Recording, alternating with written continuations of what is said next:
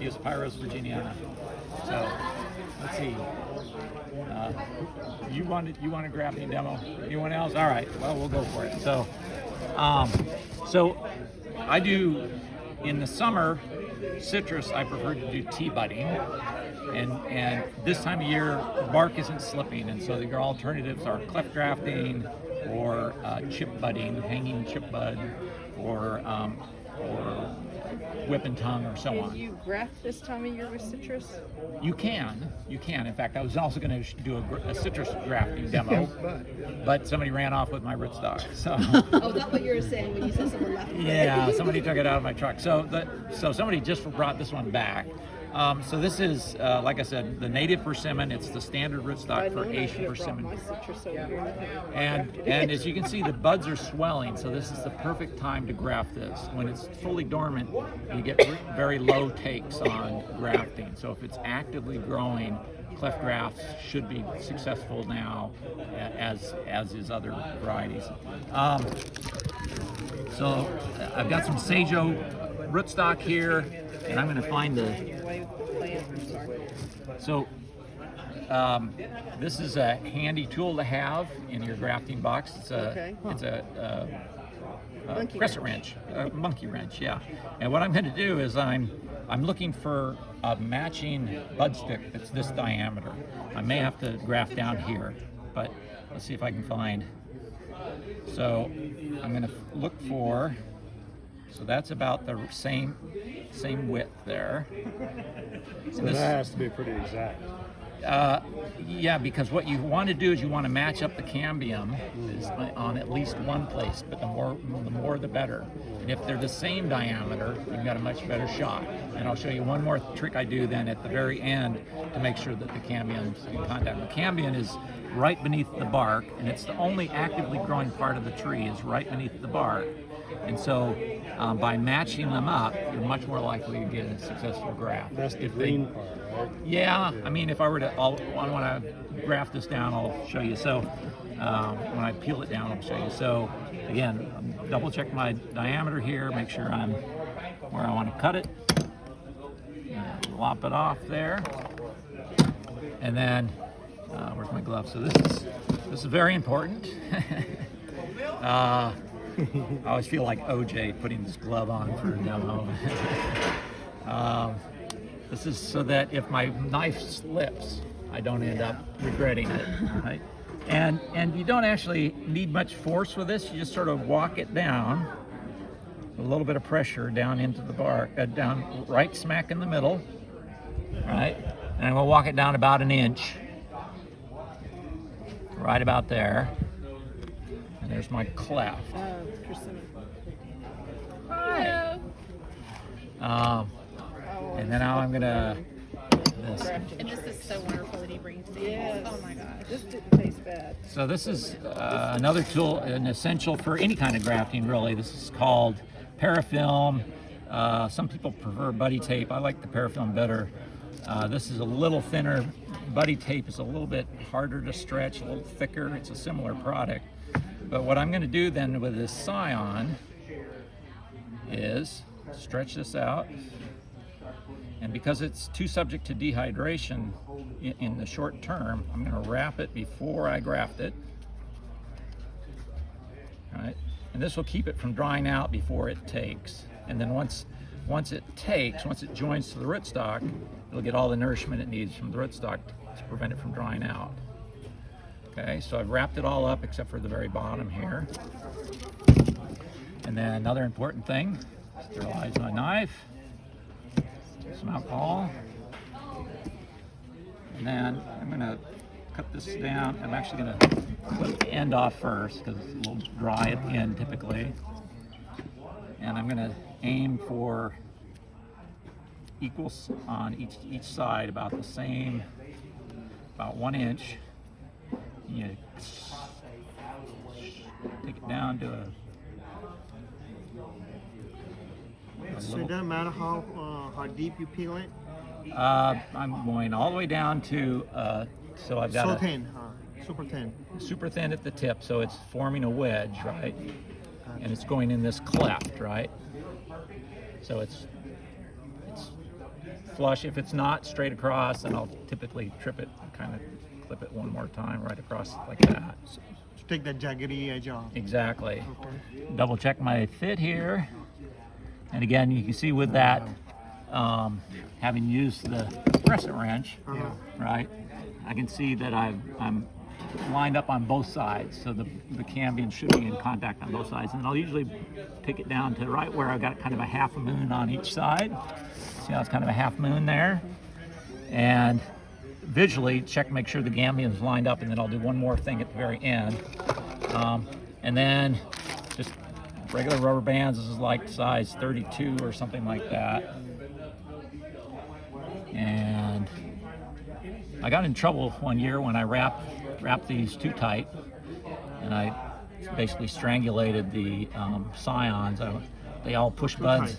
They all pushed buds, and then about a week or two later, they all started dying. And when I unwrapped them, I realized I'd wrapped it too tight. So all you're really trying to do is keep it from slipping out of place. So you don't want to wrap that part with paraffin. No, I will. Yeah, that's the last step. Yeah. So Is that just to hold it in place there? just hold it in place. The cambium's in contact.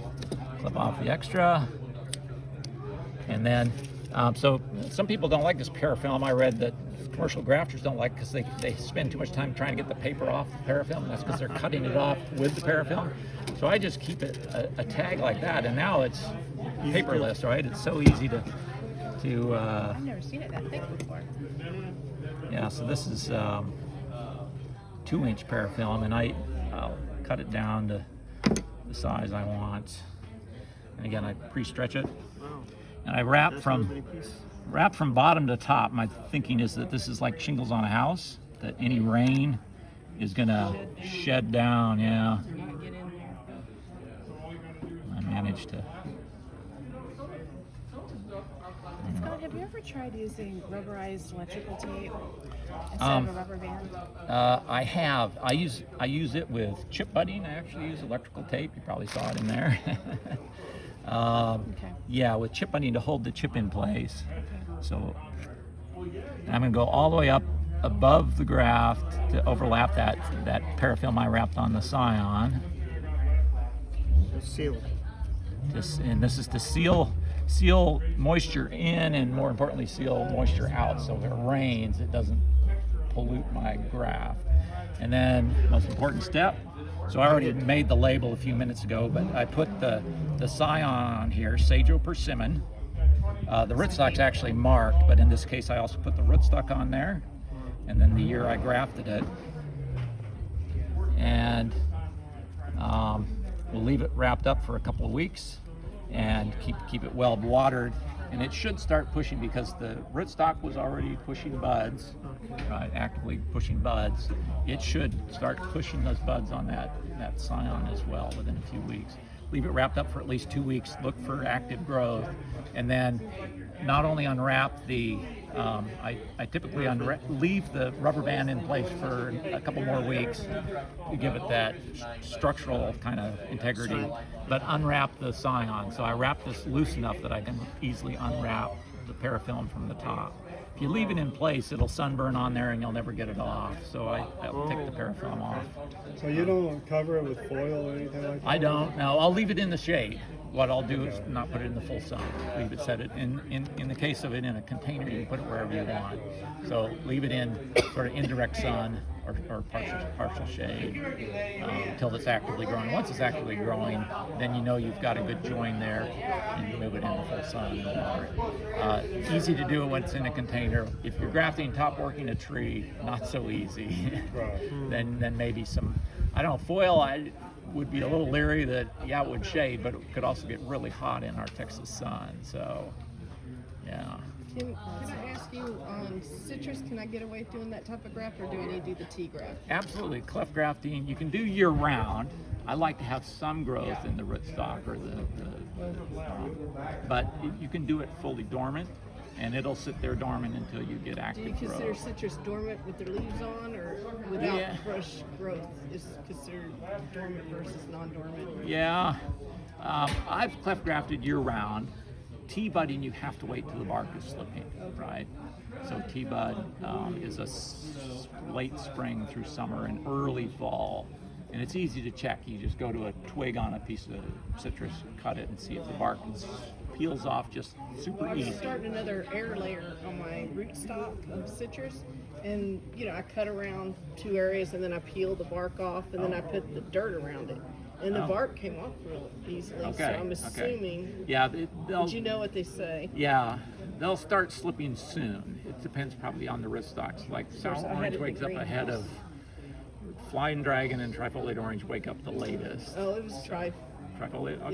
Yeah. Okay. Oh, if it was in the greenhouse, then you're probably Yeah. good. Yeah, the That's ones that probably are in why the I got ground, away with it, not so huh? much. Yeah. How big So- does citrus scion, What is this? how old does citrus scion have to be before you can graft? Thank you. When like in the first year, it's that flimsy kind of green. Yeah. So I'll show you what I And they said it consider was white and crunchy. really I good thought it budwood. was This is, more I was going to do a citrus grafting demo, but somebody ran off with my rootstock. So I brought an orange You didn't cutting. hide it underneath the table. Well, somebody ran off with my persimmon too, but they brought it back fortunately. So this So that's not too young. this is not too young. Some people don't like it that angular. This Triangle is shape. this is probably last flush of last year. And then, so this is actually all one flush right here. All right, a single active flush from there to there. And I like it a little bit rounded, but if it gets too rounded, now I find it a little hard to cut a bud off. And I've done thousands of T-buds actually. So with that, you would do like a tea or chip bud? Either one. This time of year, you almost have to do a chip bud. But T-budding, I like this a little bit narrower because it's the flaps close around it a little easier than if it's a flat piece of scion wood. But yeah. You'll notice with citrus, there's no damp paper towel in here. With the persimmon, I had it wrapped in that damp paper towel because it's not so subject to molding. These will mold in a matter of weeks in the fridge with a damp paper towel. So all I do is when I wrap up citrus budwood, put whatever I can in there, and I'll roll it super tight. And that So will they don't get dry? so they don't get dry, and excludes as much of the air as I can. I got you. And multiple twigs is usually a good idea. And you saw I leave the petioles on. It gives you a little handle for a few weeks till they fall off. But if you're grafting right away, that handle is useful. How long So, can you and then- keep them in the fridge? Yeah, so these I cut in January. These are still perfectly fine, wrapped in a damp paper towel. You can store persimmon and pears and apples and stuff for up to about a year, actually, if they're damp. Oh, I know. Okay. Citrus is good for, I've grafted citrus successfully after about 3 months. And then it starts drying out and going Oh, but those are so sort of pretty. permanently dormant and hard to wake up. You don't eat that. The other thing I do, I label it the day I cut it. You can see I cut it a couple days ago. And label it with variety. And then, wrap it super tight. I wrap the others super tight too, but they've got damp Use it towel for in them. cocktails or so. for marinating. It's also known as the Filipino lime.